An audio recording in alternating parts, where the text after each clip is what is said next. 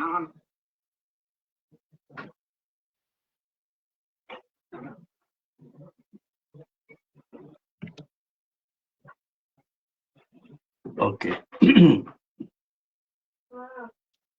Koi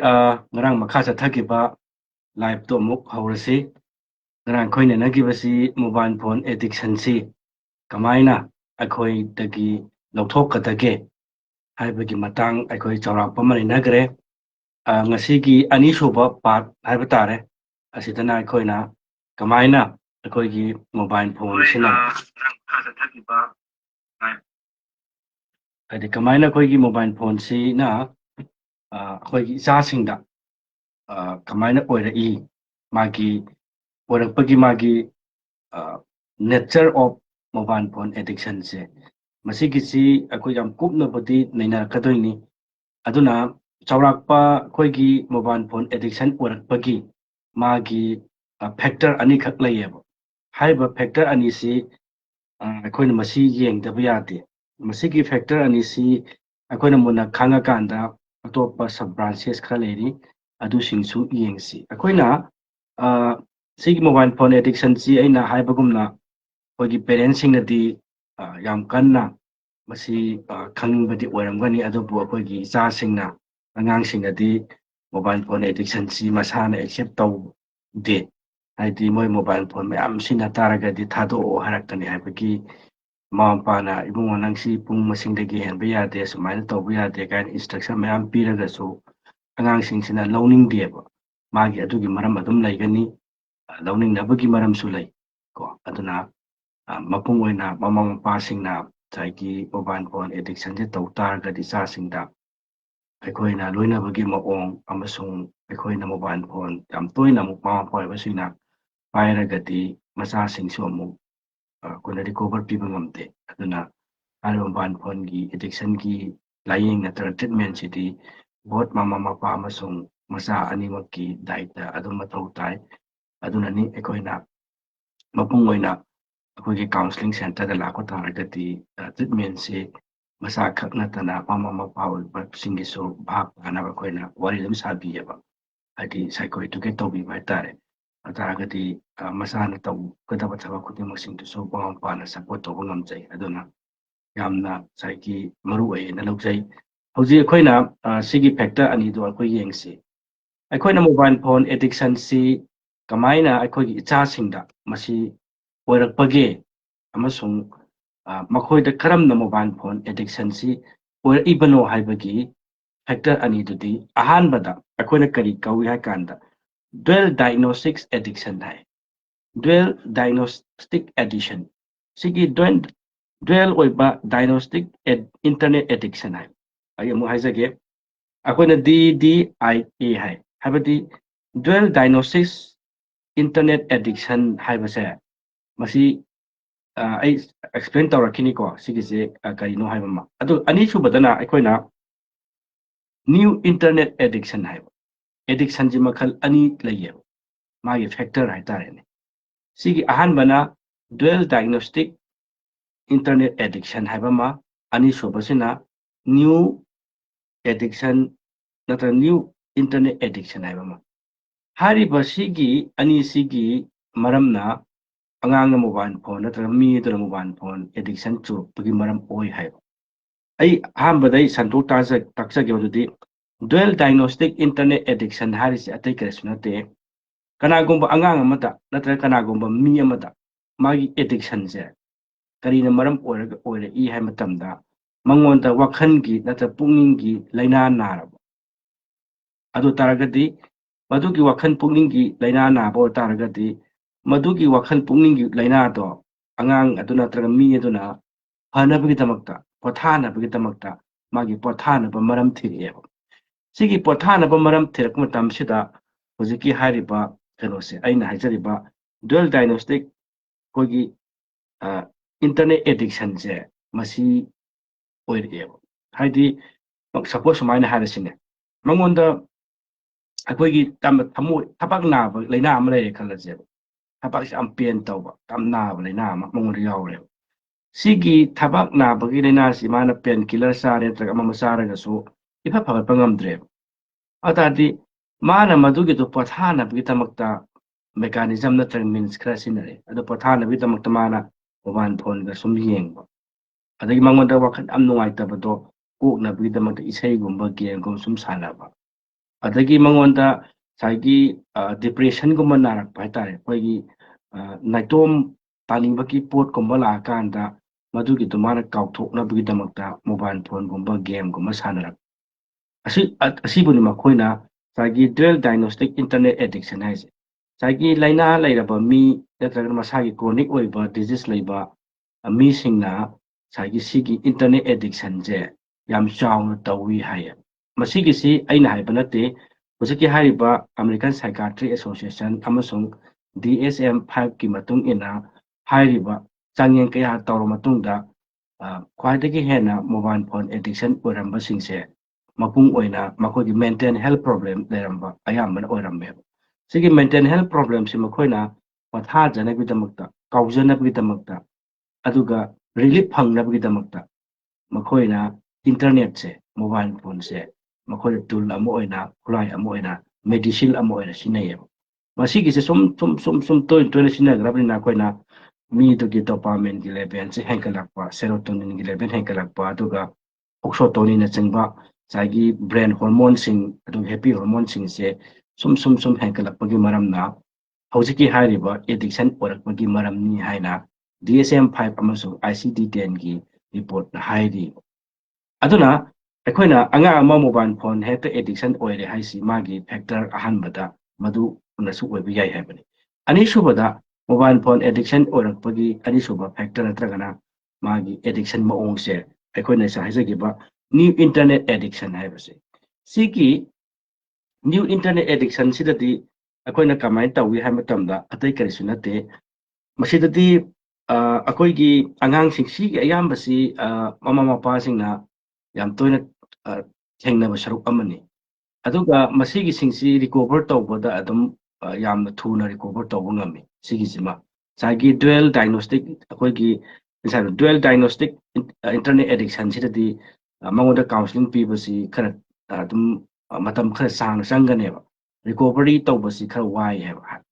ꯋꯥꯏ ꯍꯥꯏꯕ ꯌꯥꯗ꯭ꯔꯗꯤ ꯃꯇꯝ ꯁꯥꯡꯅ ꯆꯪꯉꯦ ꯍꯥꯏꯕꯅꯤꯀꯣ ꯐꯔꯔꯣꯏ ꯍꯥꯏꯕ ꯅꯠꯇꯦ ꯑꯗꯨꯒ ꯉꯁꯥꯏꯒꯤ ꯀꯩꯅꯣꯁꯤꯅ ꯑꯩꯈꯣꯏꯒꯤ ꯅ꯭ꯌꯨ ꯏꯟꯇꯔꯅꯦꯠ ꯑꯦꯗꯤꯛꯁꯟꯁꯤꯗꯗꯤ ꯀꯥꯎꯟꯁꯤꯂꯤꯡ ꯇꯧꯕ ꯃꯇꯝꯗ ꯌꯥꯝ ꯊꯨꯅ ꯇꯛ ꯄꯥꯜꯂꯤ ꯍꯥꯏꯗꯤ ꯔꯤꯀꯣꯚꯔꯤ ꯔꯦꯠꯁꯤ ꯃꯥꯅ ꯈꯔ ꯍꯦꯟꯅ ꯋꯥꯡꯉꯤ ꯑꯗꯨꯕꯨ ꯃꯥꯁꯨ ꯃꯇꯝ ꯆꯪꯗꯣꯏꯅꯤꯀꯣ ꯆꯪꯕꯗꯤ ꯑꯩꯈꯣꯏꯅ ꯁꯤꯒꯤ ꯅ꯭ꯌꯨ ꯏꯟꯇꯔꯅꯦꯠ ꯑꯦꯗꯤꯛꯁꯟꯁꯤꯗꯗꯤ ꯀꯔꯤꯅ ꯑꯣꯏꯍꯜꯂꯛꯏ ꯍꯥꯏꯕ ꯃꯇꯝꯗ ꯑꯉꯥꯡꯁꯤꯗ ꯃꯥꯒꯤ ꯅꯣꯃꯣꯐꯣꯕꯤꯌꯥ ꯍꯥꯏꯗꯤ ꯐꯣꯕꯤꯌꯥꯒ ꯍꯥꯏ ꯑꯗꯩ ꯑꯅꯗꯔ ꯂꯦꯡꯒ꯭ꯋꯦꯖꯇ ꯍꯦꯟꯅ ꯑꯟꯗꯔꯁꯇꯦꯟ ꯇꯧꯅꯕ ꯑꯩꯈꯣꯏꯒꯤ ꯃꯃꯥ ꯃꯄꯥ ꯅꯠꯇ꯭ꯔꯒꯅ ꯃꯥꯒꯤ ꯃꯆꯤꯟ ꯃꯅꯥꯎꯒꯨꯝꯕꯁꯦ ꯌꯨꯝꯗꯨꯗ ꯂꯩꯇꯕꯒꯤ ꯍꯥꯏꯇꯥꯔꯦꯅꯦ ꯌꯨꯝꯗꯨꯗ ꯂꯩꯇꯕ ꯃꯊꯟꯗ ꯁꯨꯝ ꯂꯩꯕꯗ ꯅꯨꯡꯉꯥꯏꯇꯕꯗꯒꯤ ꯑꯣꯏꯔꯛꯄ ꯅꯠꯇ꯭ꯔꯒꯅ ꯃꯥꯒꯤ ꯃꯃꯥꯟꯅꯕ ꯇꯤꯟꯅꯔꯤꯕꯁꯤꯡꯗꯨꯅ ꯑꯗꯨꯝ ꯑꯌꯥꯝꯕ ꯒꯦꯝ ꯑꯗꯨꯝ ꯁꯥꯟꯅꯕꯒꯤ ꯃꯔꯝꯅ ꯃꯃꯥꯟꯅꯕꯁꯤꯡꯗꯨꯅ ꯁꯨꯝ ꯃꯥꯁꯨ ꯒꯦꯝ ꯁꯥꯟꯅꯗ꯭ꯔꯒꯗꯤ ꯃꯃꯥꯟꯅꯕꯁꯤꯡꯗꯨꯅ ꯃꯥꯕꯨ ꯇꯤꯟꯅꯕꯤꯔꯣꯏ ꯀꯥꯏꯅ ꯈꯟꯕ ꯍꯥꯏꯗꯤ ꯐ꯭ꯔꯦꯟ ꯁꯥꯔꯀꯜꯗꯒꯤ ꯃꯥꯕꯨ ꯂꯦꯞ ꯑꯥꯎꯠ ꯇꯧꯔꯛꯀꯅꯤ ꯍꯥꯏꯗꯤ ꯇꯤꯟꯅꯕꯤꯔꯣꯏꯅ ꯈꯟꯕ ꯍꯥꯏꯇꯥꯔꯦ ꯏꯁꯝ ꯁꯝꯅ ꯑꯗꯨꯒꯨꯝꯕ ꯐꯦꯛꯇꯔꯁꯤꯡ ꯂꯩꯔꯛꯄ ꯃꯇꯝꯗ ꯉꯁꯥꯏꯒꯤ ꯃꯣꯕꯥꯏꯜ ꯐꯣꯟ ꯑꯉꯥꯡꯁꯤꯡ ꯑꯗꯨꯅ ꯁꯤꯖꯤꯟꯅꯕꯒꯤ ꯆꯥꯡꯁꯤꯁꯨ ꯍꯦꯜꯂꯛꯑꯦꯕ ꯑꯗꯒꯤ ꯑꯩꯈꯣꯏꯅ ꯃꯣꯕꯥꯏꯜ ꯐꯣꯟꯁꯤ ꯂꯥꯏꯛ ꯃꯥꯅ ꯁꯣꯁꯤꯌꯦꯜ ꯃꯦꯗꯤꯌꯥꯒꯨꯝꯕꯗ ꯁꯣꯁꯤꯌꯦꯜ ꯃꯦꯗꯤꯌꯥꯒꯨꯝꯕꯗ ꯍꯦꯟꯅ ꯃꯥꯅ ꯁꯨꯝ ꯌꯦꯡꯉꯨꯕꯗꯒꯤ ꯇꯞꯅ ꯃꯉꯣꯟꯗ ꯑꯦꯗꯤꯛꯁꯟ ꯑꯣꯏꯔꯛꯈꯤꯕ ꯑꯗꯨꯅꯁꯨ ꯃꯣꯕꯥꯏꯜ ꯐꯣꯟ ꯑꯦꯗꯤꯛꯁꯟꯁꯤ ꯁꯥꯡꯅ ꯍꯥꯏꯗꯤ ꯊꯥꯗꯣꯛꯄ ꯉꯝꯗꯕ ꯄꯣꯠ ꯑꯃꯁꯨ ꯑꯣꯏ ꯑꯗꯒꯤ ꯉꯁꯥꯏꯒꯤ ꯁꯣꯞꯄꯤꯡ ꯍꯥꯏꯕ ꯇꯥꯔꯦ ꯑꯩꯈꯣꯏꯒꯤ ꯃꯤꯁꯦ ꯂꯩꯕꯅꯤ ꯃꯔꯨ ꯑꯣꯏꯅ ꯅꯨꯄꯤ ꯃꯆꯥꯁꯤꯡ ꯅꯨꯄꯥ ꯃꯆꯥꯁꯤꯡ ꯏꯚꯟ ꯃꯧ ꯅꯍꯥꯁꯤꯡꯁꯨ ꯊꯣꯛꯏꯅꯤ ꯁꯤꯒꯤ ꯄꯣꯠꯁꯦ ꯍꯥꯏꯗꯤ ꯑꯃꯥꯖꯣꯟ ꯑꯣꯏꯔꯣ ꯐ꯭ꯂꯤꯞꯀꯥꯔꯠ ꯑꯣꯏꯔꯣ ꯑꯁꯤꯗ ꯑꯗꯨꯝ ꯄꯣꯠꯁꯦ ꯑꯅꯧ ꯑꯅꯧꯕ ꯁꯨꯝ ꯌꯦꯡꯕ ꯁꯨꯝ ꯌꯦꯡꯕ ꯂꯩꯒꯦ ꯂꯩꯔꯣ ꯂꯩꯇꯣ ꯃꯥꯏ ꯌꯦꯡ ꯅꯨꯡꯉꯥꯏꯖꯕꯤꯗꯣ ꯁꯨꯝ ꯑꯗꯨꯗ ꯌꯦꯡꯕ ꯑꯗꯨꯒꯤ ꯁꯥꯏꯠꯇꯨꯁꯨ ꯌꯦꯡꯕ ꯑꯗꯨꯒ ꯉꯁꯥꯏꯒꯤ ꯃꯥꯅ ꯄꯣꯠꯀꯥꯁꯤ ꯀꯛꯄꯒꯨꯝꯕ ꯀꯛꯁꯜꯂꯨꯕꯒꯨꯝꯕ ꯑꯗꯨꯝ ꯊꯣꯛꯇꯕ ꯅꯠꯇꯦꯕ ꯑꯁꯨꯃꯥꯏꯅ ꯑꯅꯧ ꯑꯅꯧꯕ ꯉꯁꯥꯏꯒꯤ ꯗ꯭ꯔꯦꯁ ꯀꯣꯠꯁꯤꯡ ꯗꯤꯖꯥꯏꯟꯁꯤꯡ ꯑꯗꯒꯤ ꯐꯤꯔꯣꯟꯁꯤꯡ ꯑꯣꯏꯒꯦꯔꯥ ꯋꯥꯠ ꯑꯦꯚꯔ ꯑꯣꯏꯒꯦꯔꯥ ꯑꯗꯨ ꯁꯨꯝ ꯌꯦꯡꯕꯗꯒꯤ ꯃꯉꯣꯟꯗ ꯁꯨꯝ ꯍꯩꯅꯕ ꯄꯣꯠ ꯑꯣꯏꯔꯛꯈꯤꯕ ꯑꯗꯨꯗꯨꯅ ꯃꯔꯝ ꯑꯣꯏꯔꯒ ꯂꯥꯁꯇꯗꯤ ꯃꯉꯣꯟꯗ ꯑꯦꯗꯤꯛꯁꯟ ꯊꯥꯗꯣꯛꯄ ꯉꯝꯗꯕꯒꯤ ꯄꯣꯠꯁꯤ ꯂꯥꯛꯄ ꯍꯥꯏꯕ ꯇꯥꯔꯦ ꯑꯗꯨꯅ ꯃꯇꯥꯡꯁꯤꯗ ꯑꯩꯅ ꯍꯥꯏꯅꯤꯡꯉꯤꯕꯗꯤ ꯀꯩꯅꯣ ꯍꯥꯏꯕ ꯃꯇꯝꯗ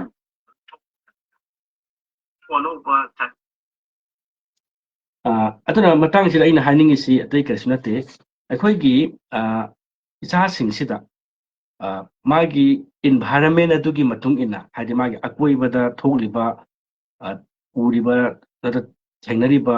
ꯐ꯭ꯔꯦꯟ ꯁꯥꯔꯀꯜ ꯃꯈꯣꯏꯒꯤ ꯏꯟꯐ꯭ꯂꯨꯌꯦꯟꯁꯇꯒꯤꯁꯨ ꯃꯣꯕꯥꯏꯜ ꯐꯣꯟ ꯑꯦꯗꯤꯛꯁꯟ ꯑꯣꯏꯔꯛꯑꯦ ꯍꯥꯏꯕ ꯃꯁꯤꯕꯨꯗꯤ ꯑꯩꯈꯣꯏꯅ ꯅ꯭ꯌꯨ ꯏꯟꯇꯔꯅꯦꯠ ꯑꯦꯗꯤꯛꯁꯟ ꯍꯥꯏꯔꯤꯁꯤ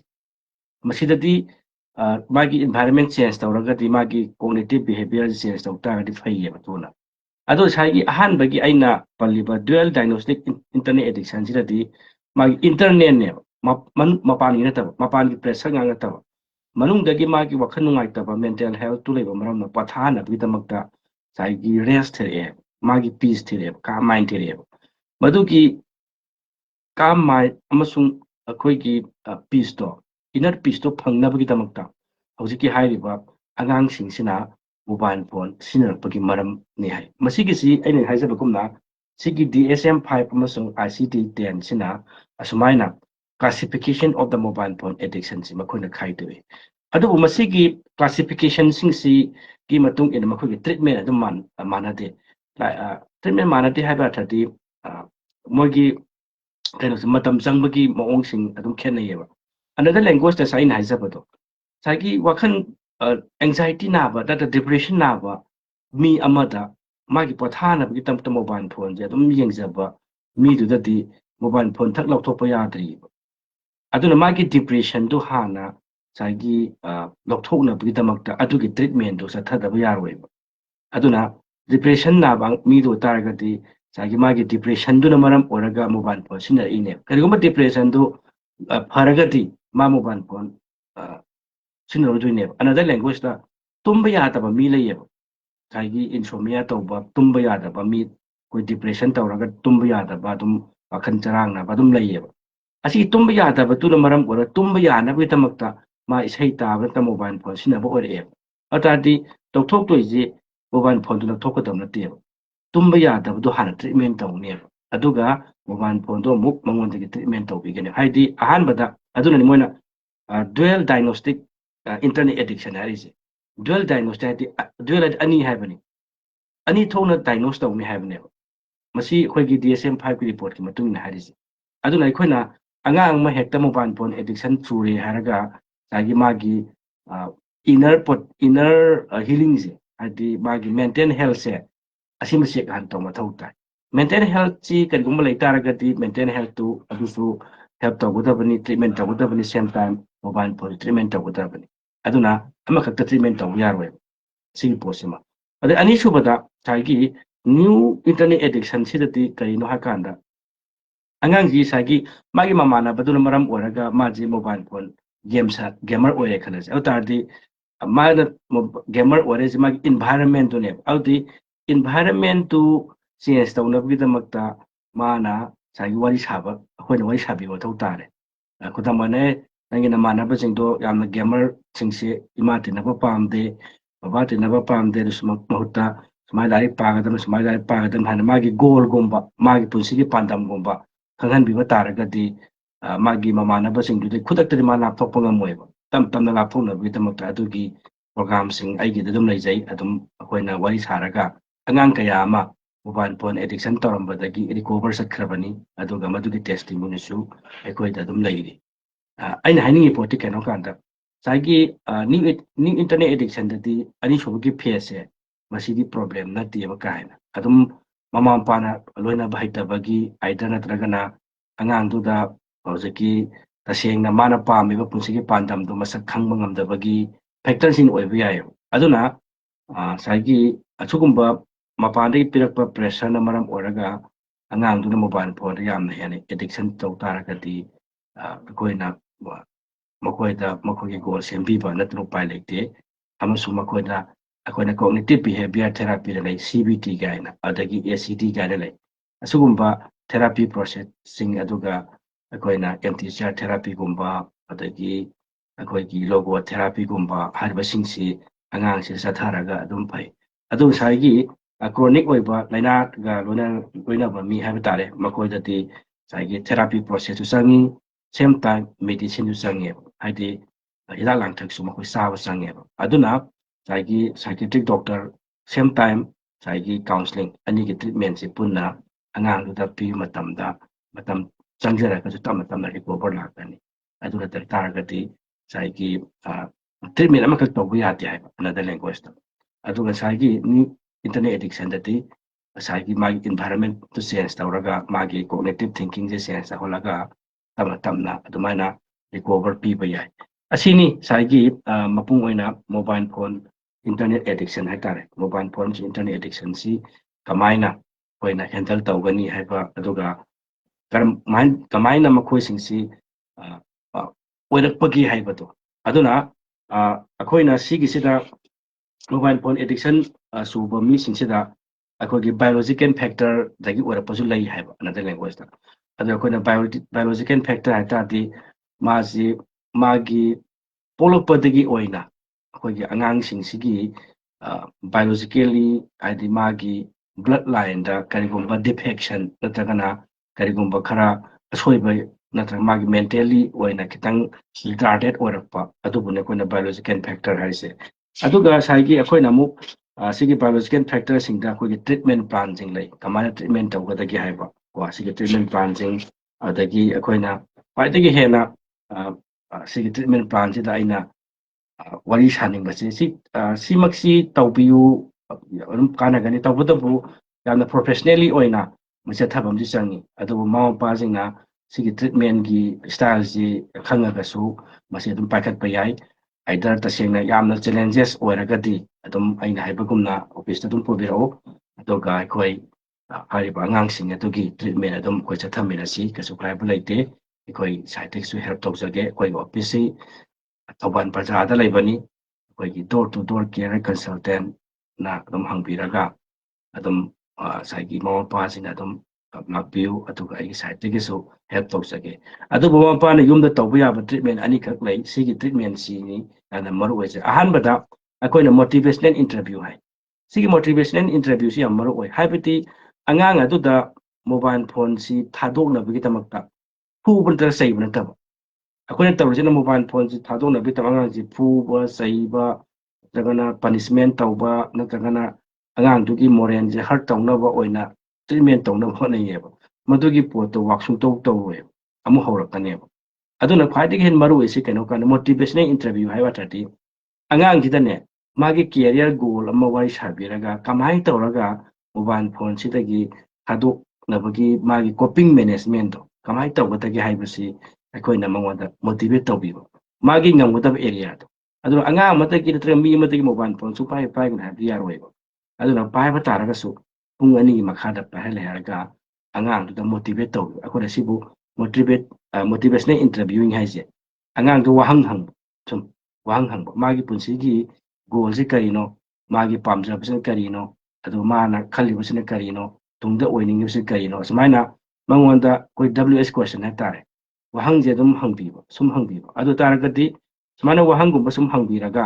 ꯑꯉꯥꯡꯗꯨꯒꯤ ꯃꯥꯒꯤ ꯊꯤꯡꯀꯤꯡ ꯄꯦꯇꯔꯟ ꯍꯣꯡꯗꯣꯛꯄꯒꯤ ꯃꯑꯣꯡꯁꯤꯕꯨ ꯑꯩꯈꯣꯏꯅ ꯃꯣꯇꯤꯚꯦꯁꯅꯦꯜ ꯏꯟꯇꯔꯚꯤꯌꯨ ꯀꯧꯏ ꯁꯤꯒꯤ ꯃꯣꯇꯤꯚꯦꯁꯅꯦꯜ ꯏꯟꯇꯔꯚꯤꯌꯨ ꯇꯧꯕꯁꯦ ꯃꯁꯤ ꯃꯃꯥ ꯃꯄꯥꯁꯤꯡꯅ ꯑꯗꯨꯝ ꯇꯧꯕꯤꯕ ꯌꯥꯏ ꯀꯃꯥꯏꯅ ꯃꯣꯇꯤꯚꯦꯁꯅꯦꯜ ꯏꯟꯇꯔꯚꯤꯌꯨ ꯇꯧꯒꯅꯤ ꯍꯥꯏꯕꯗꯨꯗꯤ ꯑꯗꯨꯝ ꯌꯥꯝ ꯀꯨꯞꯊꯈ꯭ꯔꯦ ꯇꯧꯕꯇꯕꯨ ꯃꯃꯥ ꯃꯄꯥꯅ ꯑꯗꯨꯝ ꯁꯤꯒꯤ ꯄꯣꯠꯁꯤꯗ ꯊꯤꯖꯤꯟꯕꯤꯌꯨ ꯀꯩꯁꯨ ꯀꯥꯏꯕ ꯂꯩꯇꯦ ꯅꯠꯇ ꯌꯥꯔꯒꯅ ꯃꯄꯨꯡ ꯑꯣꯏꯅ ꯀꯥꯎꯟꯁꯤꯂꯤꯡ ꯑꯣꯏꯅ ꯇꯧꯍꯟꯕ ꯄꯥꯝ ꯇꯥꯔꯒꯗꯤ ꯑꯩꯈꯣꯏꯗ ꯑꯗꯨꯝ ꯑꯩꯅ ꯍꯥꯏꯕꯒꯨꯝꯅ ꯑꯗꯨꯝ ꯀꯟꯇꯦꯛ ꯇꯧꯕꯤꯔꯛꯎ ꯑꯗꯨꯒ ꯑꯅꯤꯁꯨꯕ ꯇ꯭ꯔꯤꯠꯃꯦꯟ ꯄ꯭ꯂꯥꯟꯁꯤꯅ ꯑꯩꯈꯣꯏꯅ CBTꯁꯤ ꯄ꯭ꯔꯤꯊꯤꯕꯤꯗ ꯈ꯭ꯋꯥꯏꯗꯒꯤ ꯕꯦꯁ ꯐꯣꯔꯝ ꯑꯣꯐ ꯇ꯭ꯔꯤꯠꯃꯦꯟꯅꯤ CBTꯁꯤ ꯌꯥꯝꯅ ꯐꯩꯌꯦꯕ ꯁꯤꯒꯤ CBT ꯍꯥꯏꯕꯗꯤ ꯀꯣꯒꯅꯤꯇꯤꯚ ꯕꯤꯍꯦꯚꯤꯌꯔ ꯊꯦꯔꯥꯄꯤ ꯍꯥꯏꯕꯅꯤ ꯍꯧꯖꯤꯛꯀꯤ ꯑꯩꯈꯣꯏꯅ ꯍꯥꯏꯇꯥꯔꯦꯅꯦ ꯑꯩꯈꯣꯏꯅ ꯅꯠꯇ꯭ꯔꯒ ꯃꯃꯥ ꯃꯄꯥꯁꯤꯡꯅ ꯁꯨꯝ ꯃꯣꯕꯥꯏꯜ ꯐꯣꯟ ꯑꯦꯗꯤꯛꯁꯟꯒꯤ ꯃꯇꯥꯡꯗ ꯁꯨꯝ ꯊꯤꯖꯤꯜꯂꯀꯥꯟꯗ ꯐꯪꯒꯗꯣꯏꯁꯦ ꯃꯣꯕꯥꯏꯜ ꯐꯣꯟ ꯑꯦꯗꯤꯛꯁꯟ ꯏꯁ ꯑꯦ ꯕꯤꯍꯦꯚꯤꯌꯔꯦꯜ ꯏꯁꯨ ꯍꯥꯏꯔꯛꯀꯅꯦꯕ ꯃꯣꯕꯥꯏꯜ ꯐꯣꯟ ꯑꯦꯗꯤꯛꯁꯟꯁꯦ ꯕꯤꯍꯦꯚꯤꯌꯔ ꯏꯁꯨꯅꯦꯅ ꯑꯗꯨꯅ ꯁꯤꯒꯤ CBTꯁꯦ ꯀꯣꯒꯅꯤꯇꯤꯚ ꯕꯤꯍꯦꯚꯤꯌꯔ ꯊꯦꯔꯥꯄꯤꯁꯦ ꯑꯉꯥꯡ ꯑꯗꯨꯒꯤ ꯂꯤꯆꯠ ꯁꯥꯖꯠ ꯃꯥꯒꯤ ꯕꯤꯍꯦꯚꯤꯌꯔ ꯃꯥꯒꯤ ꯃꯤ ꯇꯤꯟꯅꯕꯒꯤ ꯃꯑꯣꯡ ꯃꯇꯧ ꯅꯠꯇ꯭ꯔꯒꯅ ꯃꯥꯅ ꯁꯃꯥꯖꯇ ꯀꯃꯥꯏꯅ ꯏꯟꯇꯔꯦꯛ ꯇꯧꯏ ꯍꯥꯏꯕꯒꯤ ꯀꯩꯅꯣꯁꯦ ꯕꯤꯍꯦꯚꯤꯌꯔꯦꯜ ꯂꯩꯒꯅꯦꯕ ꯃꯤꯑꯣꯏꯕꯒꯤ ꯃꯥꯒꯤ ꯕꯤꯍꯦꯚꯤꯌꯔꯦꯜꯁꯦ ꯃꯁꯤ ꯍꯣꯡꯗꯣꯛꯍꯟꯕ ꯋꯥꯅꯦꯕ ꯑꯗꯨꯅ ꯁꯤꯒꯤ CBTꯁꯤꯗꯗꯤ ꯈ꯭ꯋꯥꯏꯗꯒꯤ ꯍꯦꯟꯅ ꯏꯚ꯭ꯔꯤ ꯃꯦꯟꯇꯦꯜ ꯍꯦꯜꯊꯀꯤ ꯄ꯭ꯔꯣꯕ꯭ꯂꯦꯝ ꯑꯌꯥꯝꯕꯁꯤꯡꯁꯦ ꯃꯌꯥꯝꯅ ꯀꯥꯎꯕꯤꯔꯣꯏꯗꯕꯗꯤ CBTꯅ ꯇ꯭ꯔꯤꯠꯃꯦꯟ ꯇꯧꯕ ꯌꯥꯏ ꯃꯦꯛꯁꯤꯃꯝ ꯑꯩꯈꯣꯏꯒꯤ ꯑꯦꯡꯒꯔ ꯏꯁꯨ ꯑꯣꯏꯒꯦꯔꯥ ꯗꯤꯄ꯭ꯔꯦꯁꯟ ꯑꯣꯏꯒꯦꯔꯥ ꯑꯗꯒꯤ ꯑꯩꯈꯣꯏꯒꯤ ꯃꯦꯟꯇꯦꯜ ꯍꯦꯜꯊ ꯄ꯭ꯔꯣꯕ꯭ꯂꯦꯝ ꯑꯣꯏꯕ ꯑꯣꯏꯒꯦꯔꯥ ꯃꯣꯕꯥꯏꯜ ꯐꯣꯟ ꯑꯦꯗꯤꯛꯁꯟ ꯑꯣꯏꯒꯦꯔꯥ ꯑꯗꯒꯤ ꯑꯀꯤꯕ ꯐꯥꯎꯕ ꯐꯣꯕꯤꯌꯥ ꯑꯣꯏꯒꯦꯔꯥ ꯑꯗꯒꯤ ꯃꯁꯥꯒꯤ ꯁꯦꯜꯐ ꯀꯟꯐꯤꯗꯦꯟꯁ ꯂꯩꯇꯕ ꯂꯣ ꯁꯦꯜꯐ ꯀꯟꯐꯤꯗꯦꯟꯁ ꯑꯣꯏꯕ ꯑꯣꯏꯒꯦꯔꯥ ꯋꯥꯠ ꯑꯦꯚꯔ ꯑꯦꯅꯤ ꯇ꯭ꯔꯤꯠꯃꯦꯟ ꯈꯨꯗꯤꯡꯃꯛꯇ ꯁꯤꯒꯤ ꯀꯣꯒꯅꯤꯇꯤꯚ ꯕꯤꯍꯦꯚꯤꯌꯔ ꯊꯦꯔꯥꯄꯤ ꯍꯥꯏꯕ ꯁꯤꯒꯤꯁꯦ ꯕꯨꯂꯦꯠ ꯄ꯭ꯔꯨꯐ ꯑꯃꯅꯦ ꯇꯁꯦꯡꯅ ꯃꯁꯤꯒꯤꯁꯤ ꯉꯁꯥꯏꯒꯤ ꯏꯚ꯭ꯔꯤ ꯀꯥꯎꯟꯁꯤꯂꯤꯡ ꯈꯨꯗꯤꯡꯃꯛꯇ ꯑꯩꯈꯣꯏꯅ ꯃꯁꯤ ꯁꯤꯖꯤꯟꯅꯩꯌꯦꯕ ꯑꯩꯈꯣꯏꯅ ꯇꯝꯖꯔꯛꯄ ꯃꯇꯝꯗꯁꯨ CBTꯁꯦ ꯌꯥꯝꯅ ꯄꯥꯋꯔꯐꯨꯜ ꯑꯣꯏꯕ ꯇꯨꯜ ꯑꯃꯅꯤ ꯍꯥꯏꯅ ꯑꯩꯈꯣꯏꯒꯤ ꯑꯣꯖꯥꯁꯤꯡꯅ ꯒꯨꯔꯨꯁꯤꯡꯅ ꯇꯥꯛꯄꯤꯔꯛꯑꯦꯕ ꯑꯗꯨꯅ ꯑꯩꯅ ꯍꯥꯏꯅꯤꯡꯉꯤꯗꯤ CBTꯁꯤꯗꯗꯤ ꯑꯉꯥꯡ ꯑꯗꯨꯒꯤ ꯃꯥꯒꯤ ꯇꯣꯉꯥꯟ ꯇꯣꯉꯥꯟꯕ ꯁꯣꯁꯤꯌꯦꯜ ꯐꯦꯛꯇꯔꯁꯤꯡ ꯃꯥꯒꯤ ꯑꯅꯤꯡ ꯑꯄꯥꯝꯕꯁꯤꯡꯁꯦ ꯇꯥꯕꯤꯒꯅꯦꯕ ꯇꯥꯕꯤꯔ ꯃꯇꯨꯡꯗ ꯃꯥꯅ ꯉꯝꯒꯗꯕꯁꯤ ꯀꯔꯤꯅꯣ ꯍꯥꯏꯕꯁꯦ ꯑꯩꯈꯣꯏꯅ ꯃꯥꯒꯤ ꯂꯦꯚꯦꯜꯗꯨꯗꯒꯤ ꯑꯉꯥꯡꯗꯨ ꯄꯨꯈꯠꯄꯤꯔꯛꯄ ꯍꯥꯏꯇꯥꯔꯦ ꯑꯩꯈꯣꯏꯒꯤ ꯂꯦꯚꯦꯜ ꯅꯠꯇꯦꯀꯣ ꯍꯥꯏꯗꯤ ꯃꯃꯥ ꯃꯄꯥꯗꯤ ꯑꯩꯈꯣꯏ ꯑꯉꯥꯡꯗꯨ ꯃꯣꯕꯥꯏꯜ ꯐꯣꯟ ꯄꯥꯏꯍꯟꯕ ꯄꯥꯝꯗꯦꯕ ꯑꯩꯈꯣꯏꯒꯤ ꯂꯦꯚꯦꯜꯗꯒꯤ ꯑꯩꯈꯣꯏꯅ ꯑꯉꯥꯡꯕꯨ ꯗꯤꯜ ꯇꯧꯕ ꯌꯥꯗꯦꯕ ꯁꯤ ꯑꯃꯨꯛ ꯍꯥꯏꯖꯒꯦ ꯑꯩꯈꯣꯏꯒꯤ ꯂꯦꯚꯦꯜꯗꯒꯤ ꯑꯉꯥꯡꯗ ꯑꯩꯈꯣꯏꯅ ꯗꯤꯜ ꯇꯧꯕ ꯌꯥꯗꯦꯕ ꯃꯈꯣꯏꯒꯤ ꯂꯦꯚꯦꯜꯗꯒꯤ ꯑꯉꯥꯡꯗꯨ ꯗꯤꯜ ꯇꯧꯒꯗꯕꯅꯦꯕ ꯃꯔꯝꯗꯤ ꯃꯈꯣꯏꯒꯤ ꯂꯦꯚꯦꯜꯗꯒꯤ ꯀꯥꯈꯠꯍꯜꯂꯛꯄꯗꯨꯅꯦꯕ ꯑꯩꯈꯣꯏꯅ ꯄꯥꯝꯃꯤꯁꯦ ꯑꯩꯈꯣꯏꯒꯤ ꯂꯦꯚꯦꯜꯗ ꯑꯩ ꯃꯣꯕꯥꯏꯜ ꯐꯣꯟ ꯄꯥꯏꯗꯦ ꯑꯩꯒꯤ ꯑꯗꯨꯃꯥꯏꯅ ꯅꯪ ꯃꯣꯕꯥꯏꯜ ꯐꯣꯟ ꯄꯥꯏꯒꯅꯨ ꯍꯥꯏꯕ ꯌꯥꯔꯣꯏ ꯑꯗꯣ ꯃꯥꯒꯤ ꯂꯦꯚꯦꯜꯗꯨꯗꯒꯤ ꯀꯃꯥꯏꯅ ꯃꯥ ꯑꯞꯒ꯭ꯔꯦꯗ ꯇꯧꯒꯗꯒꯦꯅ ꯉꯁꯥꯏꯒꯤ ꯅꯣꯂꯦꯖ ꯇꯧꯕꯁꯤꯕꯨꯅꯤ ꯑꯩꯈꯣꯏꯅ CBTꯒꯤ ꯍꯥꯏꯔꯛꯀꯗꯣꯏꯁꯦ ꯑꯅꯤꯋꯦ ꯁꯤꯗꯤ ꯈꯤꯇꯪ ꯑꯩꯈꯣꯏꯅ ꯄ꯭ꯔꯣꯐꯦꯁꯅꯦꯜꯂꯤ ꯑꯣꯏꯅ ꯅꯠꯇꯕꯁꯤꯡꯗꯗꯤ ꯈꯤꯇꯪ ꯇꯦꯛꯅꯤꯀꯦꯜꯂꯤ ꯑꯗꯨꯝ ꯈꯤꯇꯪ ꯑꯩꯈꯣꯏ ꯇꯥꯕꯗ ꯋꯥꯒꯅꯤ ꯇꯧꯕꯇꯕꯨ ꯑꯩꯅ ꯍꯥꯏꯖꯅꯤꯡꯉꯤꯕꯗꯤ ꯀꯩꯅꯣ ꯀꯥꯟꯗ ꯑꯩꯈꯣꯏꯒꯤ ꯃꯣꯇꯤꯚꯦꯁꯅꯦꯜ INTERVIEW ꯇꯧꯕ CBT ꯇꯧꯕ ꯑꯗꯒꯤ ꯃꯥꯏꯟꯗꯐꯨꯜꯅꯦꯁ ꯇꯧꯕ ꯁꯦꯜꯐ ꯀꯟꯐꯤꯗꯦꯟꯁ ꯍꯦꯟꯒꯠꯍꯟꯕ ꯑꯗꯒꯤ ꯔꯤꯂꯦꯛꯁꯦꯁꯟ ꯇꯧꯕ ꯑꯗꯒꯤ ꯑꯥꯔꯠ ꯊꯦꯔꯥꯄꯤ ꯇꯧꯕ ꯑꯗꯒꯤ ꯂꯣꯒꯣ ꯊꯦꯔꯥꯄꯤ ꯇꯧꯕ ꯍꯥꯏꯔꯤꯕ ꯃꯌꯥꯝꯁꯤꯡꯁꯤ ꯑꯉꯥꯡꯁꯤꯡꯁꯤ ꯆꯠꯊꯕ ꯇꯥꯔꯒꯗꯤ ꯑꯉꯥꯡꯁꯤꯒꯤ ꯃꯥꯒꯤ ꯃꯣꯕꯥꯏꯜ ꯐꯣꯟ ꯑꯦꯗꯤꯛꯁꯟ ꯇꯧꯕꯒꯤ ꯆꯥꯡꯁꯦ ꯁꯨꯝ ꯇꯝ ꯇꯝ ꯍꯟꯇꯣꯔꯛꯀꯅꯤ ꯑꯗꯨꯒ ꯃꯉꯣꯟꯗ ꯔꯤꯌꯦꯂꯤꯇꯤ ꯑꯣꯏꯕ ꯒꯣꯜ ꯑꯃ ꯃꯥ ꯁꯦꯝꯕ ꯉꯝꯃꯛꯀꯅꯦꯕ ꯃꯁꯤꯒꯤ ꯄꯣꯠꯁꯤ ꯂꯥꯛꯑ ꯃꯇꯝꯗ ꯑꯉꯥꯡ ꯑꯗꯣ ꯃꯁꯥ ꯃꯊꯟꯇ ꯇꯞꯅ ꯇꯞꯅ ꯃꯣꯕꯥꯏꯜ ꯐꯣꯟ ꯊꯥꯗꯣꯛꯑꯒ ꯊꯥꯗꯣꯛꯄ ꯍꯥꯏꯗꯤ ꯁꯨꯡꯄꯥꯏ ꯄꯥꯏꯔꯣꯏ ꯍꯥꯏꯕ ꯅꯠꯇꯦꯀꯣ ꯃꯥꯅ ꯑꯩꯈꯣꯏꯅ ꯊꯝꯃꯤꯕ ꯄꯨꯡ ꯃꯁꯤꯡ 2 ꯑꯋꯥꯔꯒꯤ ꯃꯅꯨꯡꯗ ꯂꯩꯔꯒ ꯑꯌꯥꯝꯕ ꯃꯥꯒꯤ ꯃꯇꯝꯁꯤꯡꯗꯤ ꯑꯩꯈꯣꯏꯒꯤ ꯑꯦꯀꯥꯗꯃꯤꯛꯇ ꯑꯣꯟꯁꯤꯜꯂꯛꯀꯅꯦꯕ ꯁꯤꯁꯤꯅꯤ ꯌꯥꯝ ꯆꯥꯎꯔꯥꯛꯄ ꯉꯁꯥꯏꯒꯤ ꯄ꯭ꯂꯥꯟ ꯑꯃ ꯍꯥꯏꯕ ꯇꯥꯔꯒꯗꯤ ꯑꯗꯨꯅ ꯃꯃꯥ ꯃꯄꯥꯁꯤꯡꯅ ꯑꯩꯅ ꯍꯥꯏꯖꯕꯒꯨꯝꯅ ꯑꯩꯈꯣꯏꯒꯤ ꯏꯁꯨ ꯊꯦꯡꯅꯕ ꯇꯥꯔꯒꯗꯤ ꯑꯗꯨꯝ ꯑꯩꯈꯣꯏꯗ ꯀꯣꯜ ꯇꯧꯕꯤꯔꯛꯎ door two door care consultant ꯊꯧꯕꯥꯜꯗ ꯑꯗꯨꯒ ꯑꯩꯈꯣꯏꯒꯤ ꯁꯥꯏꯠꯇꯒꯤ ꯃꯇꯦꯡ ꯄꯥꯡꯖꯒꯦ ꯍꯧꯖꯤꯛꯁꯤ ꯑꯩꯈꯣꯏꯒꯤ ꯏꯆꯥꯁꯤꯡꯁꯤ ꯀ꯭ꯂꯥꯁ 10 ꯑꯃꯁꯨꯡ 12 ꯊꯥꯕꯒꯤ ꯃꯇꯝ ꯑꯗꯨꯒ ꯑꯦꯛꯖꯥꯝ ꯃꯇꯝ ꯑꯣꯏꯔꯕꯅꯤ ꯃꯁꯤꯒꯤ ꯃꯇꯝꯁꯤꯗ ꯑꯉꯥꯡꯁꯤꯡꯁꯤ ꯑꯗꯨꯝ ꯃꯣꯕꯥꯏꯜ ꯐꯣꯟ ꯑꯦꯗꯤꯛꯁꯟ ꯇꯧꯕꯒꯤ ꯁꯥꯟꯅꯔꯒ ꯑꯗꯨꯝ ꯂꯩꯊꯣꯛꯈꯤꯕ ꯂꯥꯏꯔꯤꯛ ꯄꯥꯎ ꯌꯥꯗꯕ ꯏꯁꯨꯁꯤ ꯑꯗꯨꯝ ꯊꯦꯡꯅꯩ ꯃꯁꯤꯒꯤ ꯏꯁꯨꯁꯤꯡꯁꯤ ꯉꯁꯥꯏꯒꯤ ꯉꯜꯂꯤꯉꯩꯗ ꯑꯗꯨꯝ ꯁꯣꯜꯕ ꯇꯧꯃꯤꯟꯅꯁꯤ ꯑꯗꯨꯒ ꯀꯔꯤꯒꯨꯝꯕ ꯊꯦꯡꯖꯤꯟꯈꯤ ꯇꯥꯔꯒꯗꯤ ꯑꯆꯧꯕ ꯏꯁꯨ ꯃꯌꯥꯝ ꯂꯩ ꯑꯗꯨꯅ ꯃꯣꯕꯥꯏꯜ ꯐꯣꯟ ꯑꯦꯗꯤꯛꯁꯟ ꯇꯧꯕꯁꯤꯅ ꯑꯩꯈꯣꯏꯒꯤ ꯃꯤꯑꯣꯏꯕꯗ ꯀꯔꯝꯕ ꯏꯝꯄꯦꯛꯁꯤꯡ ꯄꯤ ꯍꯥꯏꯕꯗꯣ ꯃꯗꯨꯒꯤꯗꯨꯅ ꯑꯩꯈꯣꯏ ꯍꯌꯦꯡ ꯅꯩꯅꯔꯁꯤ ꯑꯗꯨꯒ ꯃꯁꯤꯒꯤ ꯑꯣꯏꯅꯗꯤ ꯑꯩ ꯈꯟꯕꯗ ꯃꯤꯅꯤꯠ 3 ꯈꯔ ꯍꯦꯜꯂꯦ ꯑꯦꯅꯤꯋꯦ ꯑꯩꯈꯣꯏꯒꯤꯁꯤ ꯅꯨꯡꯇꯤꯒꯤ ꯄꯨꯡ 9 ꯍꯧꯔꯒ 9:10 ꯐꯥꯎꯕꯁꯦ ꯂꯥꯏꯚ ꯊꯥꯕꯅꯤ ꯇꯣꯉꯥꯟ ꯇꯣꯉꯥꯟꯕ ꯀꯦꯔꯤꯌꯔꯒ ꯃꯔꯤ ꯂꯩꯅꯕ ꯇꯣꯄꯤꯛꯁꯤꯡ ꯑꯗꯨꯒ ꯇꯣꯉꯥꯟ ꯇꯣꯉꯥꯟꯕ ꯕꯨꯛ ꯔꯤꯚꯤꯌꯨꯅꯆꯤꯡꯕ ꯑꯩꯈꯣꯏ ꯑꯗꯨꯝ ꯅꯩꯅꯔꯤ ꯃꯁꯤꯗ ꯃꯃꯥ ꯃꯄꯥ ꯑꯣꯏꯕꯁꯤꯡꯅ